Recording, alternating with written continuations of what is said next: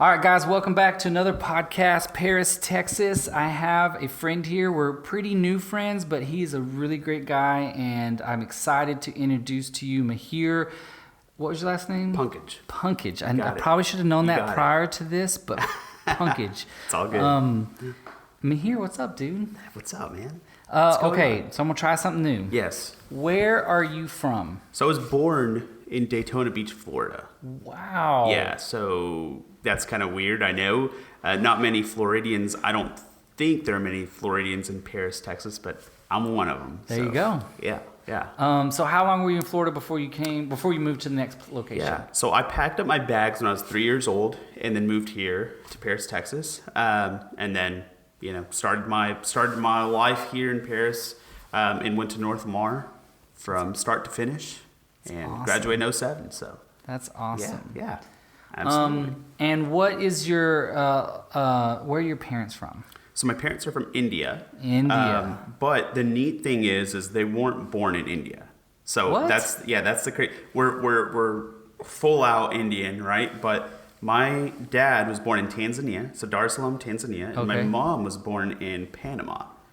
So like the Panama, yeah. So then they ended up having an arranged marriage in India. Oh, wow. Yeah. And then my dad moved here back in 1980 and wanted to make sure that, hey, I'm set. And before he brings my mother over, he wanted to make sure that he had a job and had everything set out. So that way, life would be a little bit easier. It's still chaotic whenever you only come with a couple of dollars in your wallet to a new country. But my parents worked real hard, and they are the epitome of the American dream. That's awesome. Yes, sir. Arranged marriage. I don't know that I've ever... Yes. And I met your parents briefly at y'all's ribbon cutting / It's re-grand opening, yeah. Re-grand opening. Yes. And I don't know that I've ever met anyone that I didn't know then, but that had an arranged marriage. That's amazing. And did it all work? I don't want to get too personal, but... No, please. They loved it all worked? So they didn't know each other at all. They met on their wedding day? They met... Well, no, it was kind of like this. Their parents kind of set them up. Okay. And so they literally had like maybe a couple hours in the day, I would assume, something like that. I mean, it's from hours to maybe like a day to figure out, hey, like, are you compatible with me? Are we going to work out? Right. Are you happy with living with me for the rest of your life and taking me as your husband and you as my wife? That's basically what it boiled down that's to. What it was. And they got married, and that's what it is. That's awesome. Yeah. So how many kids did they have? So myself and my sister is 5 years older than I am. Okay. So I'm 29, she's 34. And just the two of us, strong pack. Yeah. Awesome. Yeah. That's amazing. Yeah. All right. So parents, we'll probably come back to your parents. No worries. I know there's some great stories with your dad Anytime. in there. But okay, so Florida, and you moved to Texas. Yes. And what time frame? What's the date around that? So I'm not exactly sure in what month in 1993, but we moved here in 1993. And my parents originally, whenever I was born, they had a small little beachside motel in Daytona Beach, Florida. It had about 21 rooms. And this motel, I mean, it was just a tiny little operation, independent, no brand name, no franchising, no nothing like that. It was just a small motel on the beach. And it was really neat because, they had a few family members that really believed in them and their hard work and ethics. And coming here, they loaned some money and wanted to work real hard to build up their hospitality business, their hotel business. And so, they had some help along the way. And that's the beauty of having your own businesses. You have to have trust and faith in someone else. So in doing so, they bought the property that is currently today Days Inn, and originally that was the Crossroads Inn. It was a independent. I think even before that, or sometime in between Crossroads to what it is today, Days Inn, it was a Ramada, but it was a pretty rundown property at the time that my parents had gotten it, and so they bought half of the property. There's two buildings. They bought one building and left the other one for the original owner that had it. And so the one that we have right now, it's really neat. It's a small, 55 room Days Inn, but it's done really well, and my parents worked really hard for it. So we're excited to have that, and that's where we started here in Paris, Texas. Now that's over by like North Lamar, isn't it? Yes, Yeah, right okay. off of North Main, headed on to 271. Yep. Like behind Subway? Yes. Okay. Right behind just Subway. tracking. Yep, that's us. Awesome. Okay. Now I get I say I get it. When I was youth, I didn't get it, but I get why Paris is amazing. But did they have contact here, or what made them want to? They just It was just a good good opportunity. They saw potential in that property, even though it had a lot of work that needed to be done. They saw it as a great potential to go far, Awesome. and they just said, hey, you know what? This is where we're gonna stay. Do This is it. a good little small town, and we're gonna raise our family here. I just know there's a viewer out there, right? Or not viewer, I'm sorry, listener out there going, why from Daytona to Paris, Texas? Yeah. So funny thing that you mentioned that my dad had a lot of allergies in Florida, and hence the reason why many of you that know me, I'm always sniffling, or I've always got some sort of sinus issue. I've had sinus surgery. That's my only surgery I've ever had, a sinuplasty. You know, all these things played a factor is just health throughout my entire life.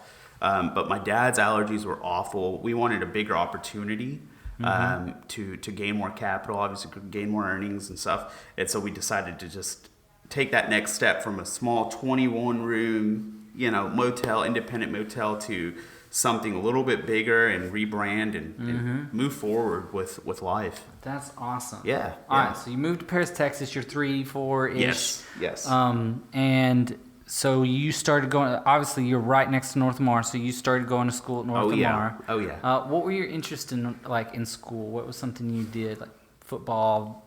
Honestly, I feel like, and I think about this quite a bit. It's really funny. Throughout life, as a child, I didn't see myself bloom into who I am today, or at least a small part of who I am today, until maybe about the 5th or 6th grade, really. And I think a lot of my classmates who are still around might be able to say the same thing. But really and truly, I was just trying to be a good kid and stay out of trouble. My goal was always to be like student of the year, or whatever. Just try to be a good kid and be a good citizen and learn from the teachers that we had. And that was my primary goal. But as 5th grade, 6th grade kind of kept going on, and we started getting into junior high now. I wanted to kind of be a little bit more outgoing and learn more about my classmates. And then I started seeing that in high school pop out, and I said, you know what, this is an opportunity. I remember at that time there was such a stigma. Oh my gosh, you're a freshman, you're gonna get picked on, yada yada yada, right? So I wanted to challenge myself to kind of go and get outside of my comfort zone and step outside of that box. So I would make it a point to go introduce myself to whoever I could, whether they're a freshman, sophomore, junior, senior, it didn't matter. But I wanted them to know who I was, but I also wanted to know who they were, and kind of learn more about them. It's not every day that you see an Indian guy in a small town like this. Yeah. Some of these kids have never even seen an Indian person. They've never even known of some of these folks that are out there. That I'm a Hindu. I believe in Hinduism.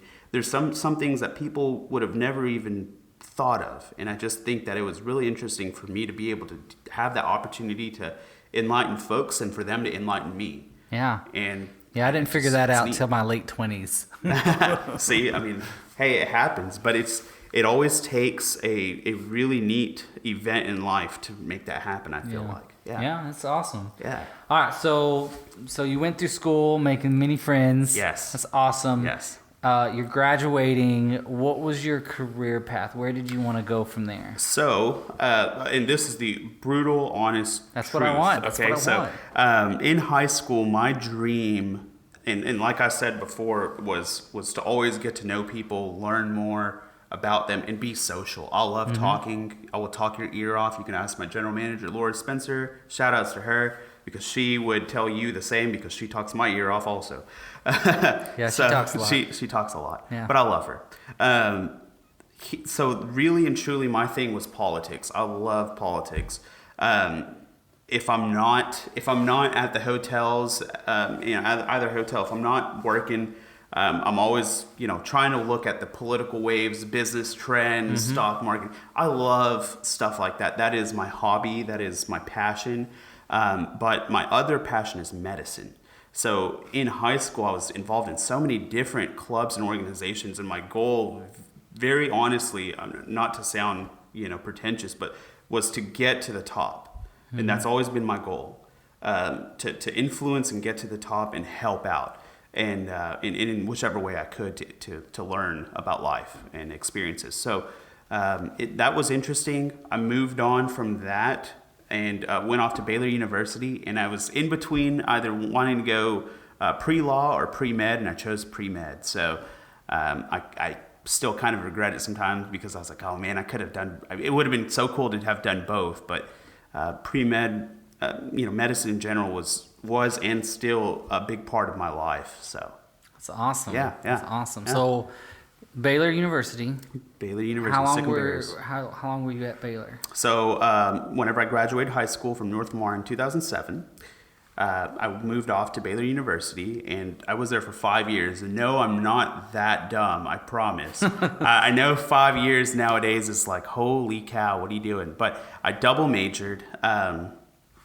So I was bio pre-med, so I majored in biology. So I got a Bachelor of Arts in Biology, Bachelor of Arts in Philosophy, minored in Chemistry, and I was pre-med with all that. So it was really neat. It was a great experience. Just a few classes in there. Couple of classes in there. And the philosophy, if you're asking about the philosophy, that was completely out of left field. They say you want to be well-rounded. So my advisor was like, hey, go take a philosophy course. I said, okay, sure, why not? I would rather not. But if you're telling me that this is probably the easiest class so I could focus on my science stuff, then yeah, sure, I'll do it. So I walk in on my first day of philosophy class, and I'm like, wow. I was very intrigued. I wasn't sold just yet, but I was intrigued. I was like, okay. The teacher would kind of challenge us to kind of think outside the box and kind of learn a little bit more about other things rather than just science, because they knew that a lot of these pre-med majors would just go right into philosophy and try to breeze through it. But I took it seriously, and I thought that it was super interesting. So I guess that's where the fascination with politics and thought and ideas comes from. So critical thinking is a major topic that I feel like most kids nowadays need to grasp. And awesome. And that's the future right there. There you go. Yeah. Awesome. Okay, so did you completed all of that? Yes. And then where'd you go from there? So, and I might add, I had an opportunity, a really neat opportunity, to help found a fraternity. So that was really neat. I got to be a founding father for an amazing fraternity called Beta Kappa Gamma. I feel like that alone was such a big moment in my life to figure out so many important, so many important pillars of life and how to succeed, not just succeed, but how to communicate with folks. And that was huge. That awesome. Fraternity was huge. So that, I feel like that's something that's pretty interesting about me also. But after Baylor University, I decided, you know what, let me go off to medical school and pursue medicine professionally as an actual career, and let me get licensed and figure that out. So I decided to go. It's a very strange journey, what I'm about to tell you, but I went off to a Caribbean island called Anguilla. Okay. And not many people know of Anguilla, but I was like, you know what, let's just do this. I went off to Anguilla. It's a small medical school called St. James School of Medicine. And I'll be very honest with you. It was a sketchy, it was a sketchy experience, but it was a really neat experience because, like I said, you get to get outside of your comfort zone and learn a lot about different cultures. So It's a completely different island in the Caribbean, but also you got a chance to learn about medicine at the same time. So I thought it was just a brilliant idea. I decided to go off and do it, and it was fun. That's amazing. Yeah. Wow. Yeah. So, did you study on the beach much? No, I wish I Was had it by the beach at least? Yes. Okay. My house was actually literally a walk away from the beach. Like you could just walk down the road and there's the beach. And then the school is just the same. I mean, you're maybe about a quarter mile away from the beach. Wow. And it was beautiful. Especially because it's not like just an American beach. This is a legitimate Caribbean island. I mean, you have great destinations, great hideouts, it's just beautiful. If I were to show you the pictures, you would just melt. You would That's die. amazing. I mean, it's just beautiful. So I wish I had a chance to study on the beach, but I can honestly say I was never there. I was probably there maybe a whole 5 times in the 18 months that I was down there. So 18 months. That was my next question. Yes. So you were there for 18 months. 18 months. That's awesome. So you completed that. Yes. And then where'd you go? So then I went into rotations in Chicago, and that was really neat. I was on the south side of Chicago. So as if being outside of your box wasn't enough, I went outside of another box, outside of the other box that I was already in. The Caribbean island was already an extreme, right? Yeah. From Paris, Texas to a Caribbean island. Then I went to the south side of Chicago, which was an eye-opening experience. The first day I was in clinic there and doing some, just reviewing courses and whatnot. I was at the hospital, and there was a guy. There were 2 people actually that had some sort of they were involved in some sort of gang shooting, right? Okay. They literally were just about to be discharged, and that was my first day. I was going to say, so your first day. My first day at that hospital. Just gang shootings, no big deal. Literally they were already there, admitted, they were about to leave. They were all good, and they're just walking outside the steps of that hospital to leave, to go back to, their home, their family, whatever. Mm-hmm. Car drives by, pop, pop, pop, pop. Another gang shooting. Yeah, another gang shooting. Like they just crawl right back at the hospital, right outside of the hospital. This was Southside Chicago, Jackson Park Hospital. Really rough area, rough neighborhoods in Southside Chicago, and like you hear on the news and stuff. Chicago is a pretty scary place. Great city, don't get me wrong. Downtown's awesome, and even Southside's awesome. You just have to be in the right areas and be friends with the right people. But that was a very eye-opening experience, going from Paris, Texas, to an island out in the Caribbean to Southside Chicago. I was like, wow, I hope I don't get shot. But wow, yeah, it was awesome. So now you're doing. You're not full-fledged doctor. You're doing your. I got out. I got out of medicine altogether. Altogether. Yeah. So there's something that I had left out there. Before I had gone into medicine full on, going to medical school, that was at that time where we were really having pretty intense discussions on Obamacare and figuring that out. And, my father and I still remember to this day, in one of my classes, I think it might have been histology or something like that at Baylor University, I was studying in my class before the class was in session. I remember FaceTiming my dad, and we were talking, and I had this moment where I was like, Dad, is this really what I want to do? Before I even went in through it, I was like, is this really what I want to do? Because, Obamacare, the talk about Obamacare was just scary. I mean, that's a big lifestyle change, and it's a different way of governing and how literally governing medicine. Mm-hmm. And I didn't completely agree with it, to be honest with you. I'm just here to help people, whether it's in healthcare or in hospitality. It doesn't matter. That's why I was put on earth, is just to help people. Yeah. And so I felt a little awkward about Obamacare, so that's where I was kind of hesitant. But anyways, fast forwarding through this, in Chicago, I decided, maybe this isn't the right thing for me.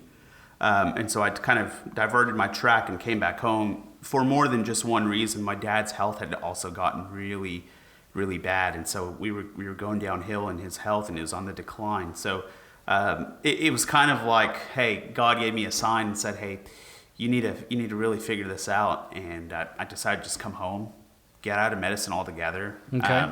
And instead of it being a customer service oriented, medical field, I didn't want to be in that. If I'm going to do customer service, let me deal with the family business that I have, and let my dad and my mother and my father take a break from their hardworking reality. Mm-hmm. So what time frame is this? This is roughly 2015, 2016. Okay. Yeah. A few years ago. Yes. Okay, so you came home. Yes. Paris, Texas, where you love. Yes. Where we all love. Oak Creek, that's my hood. All right. And so now you taking over. Yep. and you're giving your dad a break, which Yep. is awesome. And what did you do next? So yes, at that time, whenever I was deciding all this, my dad was going through a really tough time. This was the third time that he had been diagnosed with oral cancer. Okay. And so I figured, you know what, I really had to be very spiritual about a lot of this, just because it was such a hard time in life. I just made a big move saying, hey, I'm going to get out of medicine altogether. I mean, my whole education system at that point was out the door, really and truly, in terms of career-wise. So I went back with whatever's in my blood, and that's hospitality. Where it got real was whenever my father was diagnosed again with cancer. And so was this after you got back home? Okay. This was right around the time that I was thinking about coming back home. So that was actually the main reason why I decided to get out of medicine altogether. But also, I just felt like I wasn't really happy with the way that things were going in medicine altogether. It just wasn't something that was making me happy. And I found it to be a real struggle too, just because I'm having to try to deal with my dad's health and trying to figure out, well, hey, how I want my dad. You know, oh yeah, he's a big part of my life. As long as possible. Yeah, my parents are, you know, just like any other person's parents. It's huge. So they made me. They're the ones that I've got to take care of. They took care of me. So when he was diagnosed, that was a big part of reality. That was a reality check for me to say, hey, listen, you know, I need to come back home and figure this out. And so I really dug really deep down inside to find reasoning behind life and what I was doing. And I think that a lot of people my age, and if not even my age right now, anyone in general, I think that you can kind of relate, just because you have hard times in life where you have to figure out, hey, what's going on? Why is this happening? And it's not going to what I favor. What's going to happen next? So I took it in a positive stroke, saying, hey, you know what? I went through medicine and I loved it. But I gained a lot to help my father, the one person that really, really, truly has made an impact and matters to me the most, my mother and my father, and I get to help them now with all the medical knowledge I have. So I took it in a very positive way. I tried not to look down negatively or anything like that, but I took it in a very positive way, and I got a chance to help my dad. So that was a really neat journey. Amazing. Scary and awfully hard journey with this oral cancer stuff, but that's why oral cancer has played a big part in my life, and I know that there are many other kids out there that have had to live through that, watching their parents suffer throughout the majority of their life, and that's why I want to make that movement easier for those kids and really help to eradicate oral cancer, and that would be a dream of mine. Now he's better now, right? Is he in remission? He's better now. Yes. Okay. Yes. Awesome. That's incredible. Yeah. Okay, so you're back home. Yes. Running family business. Yes. Now, am I right? Again, you're fairly new in my circle. Yes. You're engaged, right? I'm married. Married. Okay. Yeah, I'm married, and actually today is 1 year and 2 months. 1 year. Oh man. September, October. Yeah, so 1 that year. shows how much I didn't know. Yeah. Hey, no, you're So fine. 1 year. Yes. So how you were only back for? Did you meet her here? No, okay, this is going to be real interesting. I met her in America, yes, but we met through an online dating app. Oh. It was an Indian dating app, straight up. It was an Indian version of Tinder, let me tell you. Were you on that and meeting her during the time you were living here? Yes. Okay. Yes. Okay. Yes. Because at that time, you know, my dad was starting to do a little bit better. He had a huge 16, 17-hour procedure, and I won't bother you with all the complexities, but it was tough. But I was thinking, you know what, I'm 27, 28. I've got to start being serious about my future and life. And you know, I'm here with my parents. I've got to have a way to continue the legacy, continue the future, and I need to be serious about settling down. So, you know, in Paris, Texas, how the culture goes in the Indian culture is you've got to marry another Indian person, right? Typically, if you're a Patel, you marry the someone with the same last name. And Patel is this like let's just say if Smith, if Texas, It's this everyone Texas lives, version, yeah. everyone that lives in Texas is Smith, then you marry within that same city, state. That's how it is in India. So we're not related, nothing like that. So But y'all get that out of your y'all head. had the same last name? Yes. Okay. Technically, yes. My last name is actually Pankaj, let me tell you, this is why life gets confusing with Mihir Pankaj. My actual last name should be Patel, but we have a really neat backstory behind all of this. Why my last name is Pankaj, that's my father's first name. Okay. So how it works is in my family, the males, they take their father's first name as your own last name. Okay. So my father's name is Pankaj Muggan. Okay. My grandfather's name is Muggan Lal. Okay. Right? So do you see what I did there? So my father's last name is my grandfather's first name. Okay. Yeah, I'm tracking. My last name is my father's first name. If I'm ever lucky enough to have some children, if I have a son, his last name would be my first name, Mihir. So Mihir. Okay. So it would be like Bob Mihir. You're going to go with Bob. Bob. I'm going to go with Bob. So where does Patel come in? So Patel, so that's the female line now. Okay. In my family. Okay. So I'm still considered a Patel, but my actual last name on my birth certificate, if you look at it, it's going to be Mihir Pankaj. And Mark is just a nickname for those people who can't pronounce Mihir. Shout out to Lord Spencer again. Boom. But Mihir is not that hard. It's not. It's really not. So I would encourage folks to use Mihir if possible, but if you want to call me Mark, that's fine too. The only problem, I'm sorry, I'm not trying to make fun of your name. Yes, please. Is a few times Michael Plato and I have talked about you recently, and he'll say your name so fast that I feel like he says right here. Oh, really? Like, because he's saying it so fast, I didn't catch. I'm like, where? But he was talking about you, and I was like, as soon as he slowed down and I caught what he was saying, it made plenty of sense. But it just so fast. I was like, right where? Hey, my name is it's different. It's unique, but it's interesting. It's absolutely interesting. That's interesting. And so that's common practice in Indian culture. Just in my family. Usually, if you look at anyone else, you look at a good circle, you look at my family, my extended family, Patel. It's all Patel. Okay. Yeah. And is that an old tradition? Yes. So the Patel thing or what we did? The name swap. So there's a story behind the name. Is there a name for the name swap? No, there isn't. Okay. It's literally just my family tradition between my great-grandfather, my grandfather, my father, myself, my future kids. It's like that because when my parents came to America, they had a small motel, right? Mm-hmm. Well, people knew that the Patels were very successful in the hotel business. If you go to look at it right now, in the hospitality world in the United States, majority of these hotels are owned by Indian Americans. Okay. So, and I'm not talking about the natives. I'm talking about literally from India. They dominate hospitality industry. But when my parents came, they realized that, hey, there's a lot of Indians that are getting robbed, gunpoint. It's very scary. So what my dad did was he changed his last name and did that for all the males in our family. We decided to do that. Okay. So we would go down that line. And my grandfather started that long time ago, but my father took that moniker and rolled with it. So, pretty neat. I need to name this tradition. I know, right? It needs a good, solid name. It's a very interesting tradition that I want to keep going on with. I love it. I mean, that's a really cool... Think 100 years from now, there's like... Yeah. It'd be pretty that family tree book is gonna be like wait a minute go up from there and up from there. It's like a story. It's a great story. I love storytelling, so that's really, really cool. Yes, sir. Okay, I'm sorry, back to you meeting your wife. Sorry. Yes. So online. Yep. Where's she from? She's from Oregon. Eugene, Oregon, actually. Oregon. Yes. So Oregon Ducks, shout outs. Baylor Bears still are number one in my book, but Oregon Ducks. She's not even an Oregon Duck, by the way. Let me just throw that out there. She's from Eugene, Oregon. She used to live there. That was her hometown, whatever. But she went to Oregon State. Okay. So really and truly, shout out to the Beavers.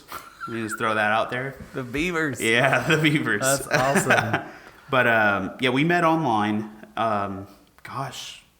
This was 2 years ago that we met online. So 2016. This was in... I have to really think about this. This might have been January, February. I would have to go back and look, but it had to have been somewhere in January, February, and I think it was mid to late January that we had just started talking on this app. And how the app works is you sit down. It's called Dill Mill. It's an Indian terminology. I don't really know what it means, but It's literally a dating website for Indians. Okay. It's like a little app, and you match. If you like the girl and the girl likes you, or whatever, if you like each other, then the app lets you talk to one another. It opens up a dialogue. So you talk, great. And then outside of that, you exchange numbers, and then you start talking more, FaceTime, texting throughout the day, whatever. And then, we decided after a while, we said, you know what? If we're going to be serious about this, let's meet each other. So I broke the news to my parents, and I said, look, first of all, dating is not a big thing in the Indian culture. It's kind of frowned upon. You have long dating. Yeah, or like dating, period. Period. Okay. Dating. Like, you don't talk about the opposite sex like that. You know what I mean? Yeah. Like, you don't do that. You just go to school, make A's, and move on and be a doctor, be a lawyer, be something, right? Right. And then you seal the deal. And then you seal the deal, right? And you're done. Like they believe in arranged marriages, and I'm kind of like, look, I'm not about that. It's 2015, 2016. We're trying to like adapt to the world today in America. Right. Yeah. So I'm the first generation American born. So obviously I'm trying to put some things into my parents' head to say, hey, listen, I'm an American. Yeah. I'm Indian also, but you have to merge the two together, and that's me. Middle ground. Yeah. Middle ground. Exactly. Yeah. Let's figure it out. So I broke the news to my parents. I said, hey, listen, I've been talking to this great girl. She's a pharmacist. Amazing lady. Mm-hmm. I'm going to fly to Portland, and I'm going to go meet her. And my mom was just livid. I mean, she was just mad. She said, you don't even know her. You don't know her family. And I was like, Mom, I've been talking to her for like 6 weeks. What are you talking about? So, so I just did it. I felt like it was a good time. Sometimes you just got to rip the Band-Aid off. Yeah. So I just went. I got real courageous, and I booked the ticket. Flew out to Portland, and mind you, my wife and I still joke about this. It's cold in that time, March. It's snowy, whatnot. I remember to this day, Drake had a song called Hotline Bling, and he had this whole little phone dance and whatnot. I kid you not, I had some boots on, I had some jeans, and I had this Nat Geo like alpaca llama sweater, something. Okay. I mean, I don't know what it was. Yeah. It was some sort of nice thick fabric sweater. I literally looked like Drake when I walked off that plane, and I didn't realize it until after the fact. And I was like, oh my God, this could be my future wife, and I look like a clown right now. Oh my God. No offense to Drake, I love Drake, but my God, I just looked awful. So we still joke about that. But that was the first time I met her. I was fully in love. She picked me up. I didn't have much of a chance to say hey to her. She just picked me up because we had to run. And I looked at her and I was like, oh my gosh, she's just beautiful. I love her to death. Sold. I was done. I said, I don't need to look any further. This is my wife, and I love her. So how long before y'all got married? So we got married August 12th of 2017. So from January of 2016 onward. Okay. So we actually we kept talking. November of 2016, we had our official Indian engagement at our house here in Paris. Okay. And that was a really neat event. It was fun. It was a complete eye-opener for me because, first of all, we're in Paris, Texas, and we're not used to having Indian events here like that. Okay. Or, you know what I mean? But it was neat. So we did that at our home. But then, let me tell you, the real engagement, the real American proposal, she knew we were getting married, but still, she had the set ring design that she had. Mm-hmm. So the neat story is this. I wanted to propose at our 1-year anniversary, March 12th, 2017. I wanted to propose to her, but I told her, hey, let's go on a trip somewhere and let's have fun. Like I said, I love politics. My wife is big on history. She loves going and seeing different places. We decided we want to go to Washington, D.C. Okay. So I'm like, yay, this is going to be great. This will be interesting. Trump just got, voted in as president. So Washington, D.C. would be a very intense place, but an interesting place nonetheless, right? Right. So we went off to Washington, D.C. Lo and behold, here's my luck. There's a blizzard coming through. Oh, no. It was so cold, and we were just trying to figure out, well, hey, where are we going to go in this cold weather? Like, how are we going to do this? Anyways, I was trying to figure out where am I going to propose, and I already had the set plan. I wanted to propose in the Rose Garden of the actual White House. So I got in touch with John Ratcliffe's office, and months prior to us planning all this, I was like, look, I want to propose to my girlfriend at the Rose Garden of the White House. I wasn't thinking very clearly because Trump had just won and they were in the middle of transition. So the White House was completely closed off to anyone because it's just an important time for transition, whatnot, safety parameters. So that plan was completely off. Mind you, I did ask the secretary for his office. I said, look, it would be great if President Trump and Melania Trump were there, the First Lady, and Vice President Pence and his wife, if they were all there. And obviously that wasn't going to happen. Yeah. So she was like, sadly, I'm sorry, I can't have that happen. It's just not right. So I said, okay, that's all right. Let me think of some other ideas. So then I started thinking of, okay, maybe the Lincoln Memorial. Yeah. We got there and it was just freezing. Blizzard.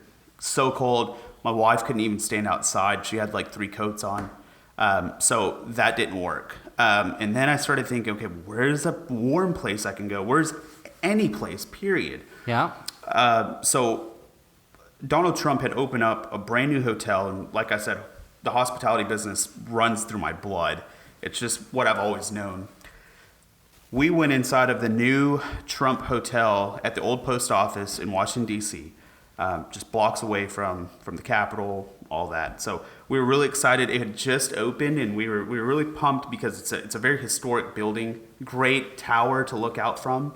And so I decided to call the hotel while she was getting ready and all that, a couple days in advance, and let them know, hey, listen, I want to propose here, and I want to do it huge. I want people to know how much I love her. So I tell the lady, she's arranging it. We're texting for a couple days while my wife and I are just out and about in Washington, D.C. She had no idea. And so I'm sitting there texting this lady that's the leader of the lobby and whatnot. She helps me coordinate all this. We did a sabering in the lobby, and the lobby is this huge bar. Okay. Yes. So what a sabering is, just to kind of let you guys know, is you have a bottle of champagne, you have a saber, literally you have a saber. Okay. And you pop the top off the champagne bottle with a saber. Okay. So they... Not like a lightsaber, people. Like a legitimate, this thing was sharp. So they come with this little cart with all these champagne bottles and whatnot. And I had already picked out a really nice bottle. And so this guy, the bartender, whatnot, the sabering guy, he looks at my wife. He's like, hey, come here. I need your help. So he instructs her to hold a bell up, ring the bell while he's about getting ready to do the sabering. And literally, it was to get the attention of everyone in the lobby because they do this like every couple hours and whatnot. So she does it, and the whole thing was to distract her so that way I get down on my knee and say, hey, will you marry me? Right. And it was just so awesome. Awesome. Yeah. Wow. So that was the story of our proposal. For it being a plan C or D. Yeah, I know. Oh my gosh. It sounds like it's pretty epic. Wow. Yeah. Pretty intense, let me tell you. That's awesome. Yeah. So you've been married two years, almost 2 years? A year and 2 months. A year and 2 months. Officially today, the 12th, yeah. Kids? No. No kids. No kids. Yeah, no kids right now, no. Okay. No, I'm sorry, I blanked out there for a second. I said kids? Okay, no. No kids right now. We plan to have, kids eventually, but it's so hard with life. She's a full-time, pharmacist. She's always working her rear end off, and then I'm here at the hotels all the time. So working as well, yeah. Working as well. So it's stages tough. of life, man. Stages of life. Tough. It's tough. That's awesome. But it's neat. It's okay, so we have a mutual love for Paris, Texas. Yes. What's something, and this kind of final question, what's something you're most looking forward to in the future for Paris, Texas? So, as a kid growing up, I always heard my peers say, hey, gosh, I hate the city. I hate Paris. I can't wait to move out and do other things. Oh, I said that. And, oh, yeah. And, I'm not even going to lie. I've probably said that once or twice in frustration, but really, truly, I love this place. I love this city. It's home to me. It's home to so many other people. And I think what's really neat that a lot of people don't understand,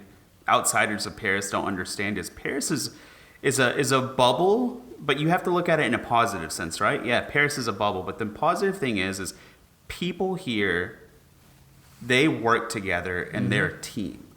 And I think that's awesome. Like you look at different organizations like the United Way, you look at so many different other charities and organizations that try to help other folks in this town. And you look at how generous the people here in this city are. It's just amazing. And so what I feel really optimistic about in the future for the city of Paris is the change.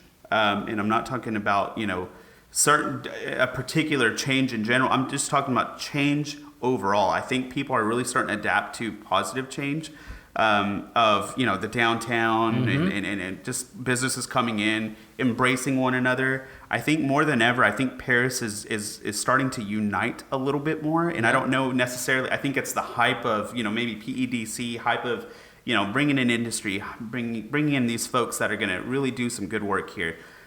And I'm really excited about that. But more so than anything, I think what I'm really excited about is the youth that will eventually come up. And I like to say, and in a lot of my things that I've sent off as proposals to the city to be on different boards and whatnot, I always will follow this, even whenever I'm one of the elder folks in this town, is I want the youth to really succeed in this town. Yeah. I think that the youth is where the success is. Agreed. With the future of the city. And if we don't support that, then we're in a lot of trouble. Yep. Because who's going to take over eventually? Yep. So it has to be people of our age or younger that we Correct. have to start really, telling, hey, get out there, join the masses, join these organizations, these boards, get involved with the city, go donate time and money and help, but also look at your future success and go far. And so for anyone that wants to learn more about me or anything that I believe in or anything that we can do as a community, hit me up, man. I mean, I'm very open. You can you certainly know where to find me, either Hampton Inn or Days Inn, and that's where I work and that's where we own. So I'm here, and I'm just really excited to get to know you. Yeah, Broadway, definitely. you were awesome. Thank you for giving me the opportunity. Thanks for letting me hear your story, for sure. Man, anytime, if you ever need anything at all, give me a shout. That goes for everyone here in this town and abroad. I'm just full of excitement and positivity, and I want to basically translate that back to our community. Love it. And so I'm just a small little piece of the bigger picture, hopefully, and I'm so excited about Paris and the people here. Pumped, too. Man. Pumped. Me too. There's so much going on. And I agree 100%. The youth need to get involved, and that's Absolutely. how I try to raise my children, trying to get them involved. I'm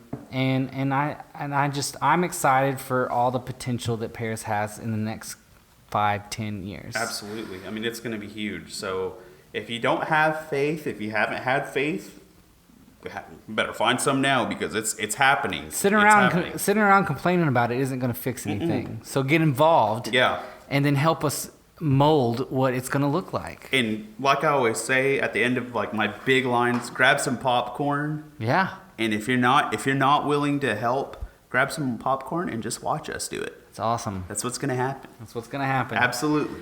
Again, thank you so much for joining me on this podcast. Loved hearing your story.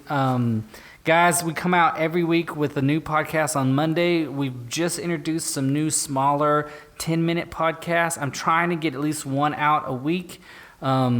So look for those. Those are going to be a little more random, a little bit more sporadic. So watch for that. And those are more for people that have influenced Paris, Texas. Not necessarily maybe someone that lives here, but they either work or they are doing some sort of event, or something's happening that they have influenced something that's happening in Paris, Texas. So look for those shorter 10-minute or less podcasts coming up soon. And as always, I'll see you guys next week.